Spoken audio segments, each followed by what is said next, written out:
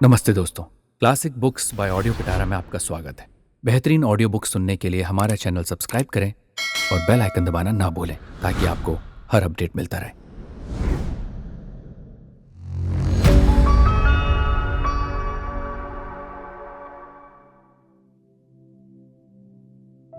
कहानी गुदड़ी में लाल। जय शंकर प्रसाद। दीर्घ निश्वासों का क्रीड़ा स्थल, गर्म गर्म आंसुओं का फूटा हुआ पात्र, कराल काल की सारंगी, एक बुढ़िया का जीर्ण कंकाल जिसमें अभिमान के लय में करुणा की रागनी बजा करती है। अभागिनी बुढ़िया एक भले घर की बहू बेटी थी। उसे देखकर दयालु वयोवृद्ध हे भगवान कह के चुप हो जाते थे। दुष्ट कहते थे कि अमीरी में बड़ा सुख लूटा है। नवयुवक देशभक्त कहते थे देश दरिद्र है, खोखला है, अभागे देश में जन्म ग्रहण करने का फल भोगती है। आगामी भविष्य की उज्ज्वलता में विश्वास रखकर हृदय के रक्त पर संतोष करें। जिस देश का भगवान ही नहीं उसे विपत्ति क्या, सुख क्या। परंतु बुढ़िया सबसे यही कहा करती थी, मैं नौकरी करूंगी, कोई मेरी नौकरी लगवा दो। परंतु देता कौन? जो एक घड़ा जल भी न भर सकती, जो स्वयं उठकर सीधा खड़ी नहीं हो सकती थी, उससे कौन काम कराएगा? किसी की सहायता लेना पसंद नहीं, किसी की भिक्षा का अन्न उसके मुख में बैठता ही ना था। लाचार होकर बाबू रामनाथ ने उसे अपनी दुकान में रख लिया। बुढ़िया की एक बेटी थी, वो 2 पैसे कमाती थी, अपना पेट पालती थी। परंतु बुढ़िया का विश्वास था कि कन्या का धन खाने से उस जन्म में बिल्ली, गिरगट और पता नहीं क्या क्या होता है। अपना अपना विश्वास ही है। परंतु धार्मिक विश्वास हो या नहीं, बुढ़िया को अपने आत्माभिमान का पूर्ण विश्वास था। वो अटल रही। सर्दी के दिनों में अपने ठिठुरे हुए हाथ से वह अपने लिए पानी भर के रखती। अपनी बेटी से संभवतः उतना ही काम कराती जितना अमीरी के दिनों में कभी कभी उसे अपने घर बुलाने पर कराती। बाबू रामनाथ उसे मासिक वृत्ति देते थे और भी 3-4 पैसे उसे चबेनी के जैसे और नौकरों को मिलते थे मिला करते थे। कई बरस बुढ़िया के बड़ी प्रसन्नता से कटे। उसे ना तो दुख था और ना सुख। दुकान में झाड़ू लगाकर उसकी बिखरी हुई चीजों को बटोरे रहना और बैठे बैठे थोड़ा घना जो काम हो वो करना बुढ़िया का दैनिक कार्य था। उससे कोई नहीं पूछता था कि तुमने कितना काम किया। दुकान के और कोई नौकर यदि दुष्टतावश उसे छेड़ते भी थे तो रामनाथ उन्हें डांट देता था। वसंत, वर्षा, शरद, शिशिर की संध्या में जब विश्व की वेदना, जगत की थकावट धूसर चादर में मुंह लपेटकर क्षितिज के नीरव प्रांत में सोने जाती थी, बुढ़िया अपनी कोठरी में लेट रहती। अपनी कमाई के पैसे से पेट भरकर कठोर पृथ्वी की कोमल रोमावली के समान हरी हरी धूप पर लेट रहना किसी किसी के सुखों की संख्या है, वो सबको प्राप्त नहीं। बुढ़िया धन्य हो जाती थी, उसे संतोष होता। एक दिन उस दुर्बल दीन बुढ़िया को बनिए की दुकान में लाल मिर्चे फटकना पड़ा।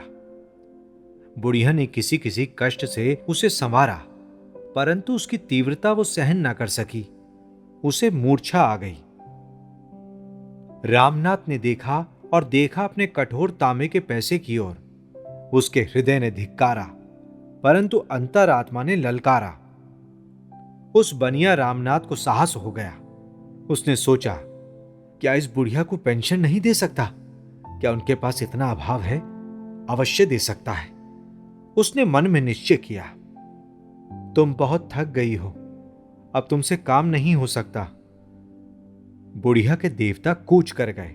उसने कहा, नहीं नहीं, अभी तो मैं अच्छी तरह काम कर लेती हूं।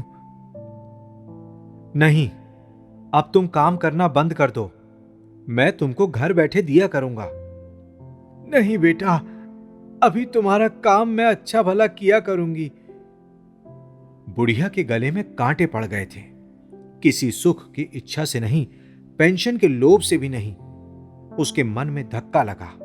वो सोचने लगी, मैं बिना किसी काम के किए इसका पैसा कैसे लूंगी? क्या ये भीख नहीं? आत्म अभिमान झंझना उठा, हृदय तंत्री के तार कड़े होकर चढ़ गए। रामनाथ ने मधुरता से कहा, तुम घबराओ मत, तुमको कोई कष्ट ना होगा। बुढ़िया चली गई।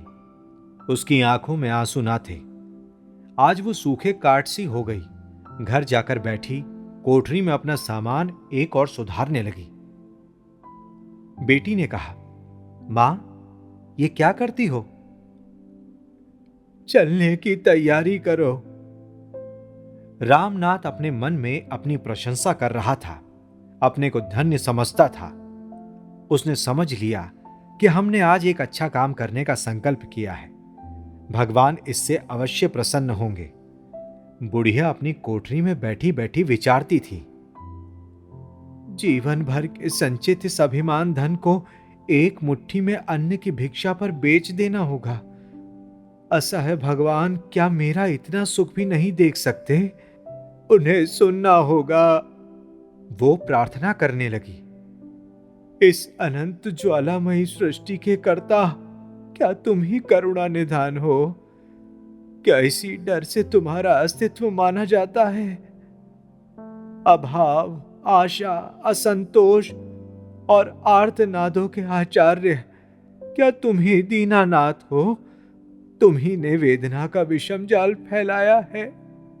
तुम ही ने निष्ठुर दुखों के सहने के लिए मानव हृदय सा कोमल पदार्थ चुना है और उसे विचारने के लिए, स्मरण करने के लिए दिया है अनुभवशील मस्तिष्क।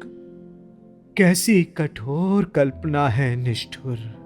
तुम्हारी कठोर करुणा की जय हो। मैं चिर पराजित हूं। सहसा बुढ़िया के क्षीण मुख पर कांति आ गई।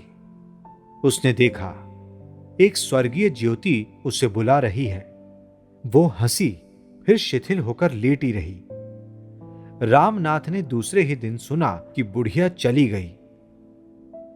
वेदना कलेशहीन अक्षय लोक में उसे स्थान मिल गया।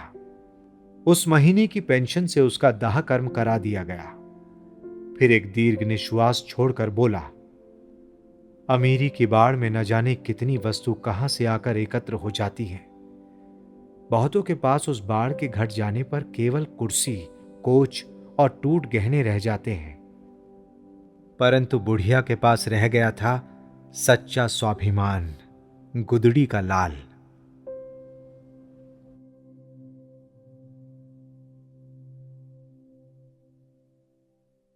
ऐसी ही इंटरेस्टिंग किताबें कुछ बेहतरीन आवाजों में सुनिए सिर्फ ऑडियो पिटारा पर।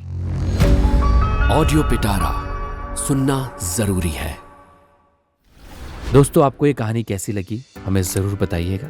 लाइक और कमेंट कीजिए और अपने दोस्तों के साथ ये कहानी जरूर शेयर कीजिए। Thank you so much. Audio पिटारा सुनना जरूरी है।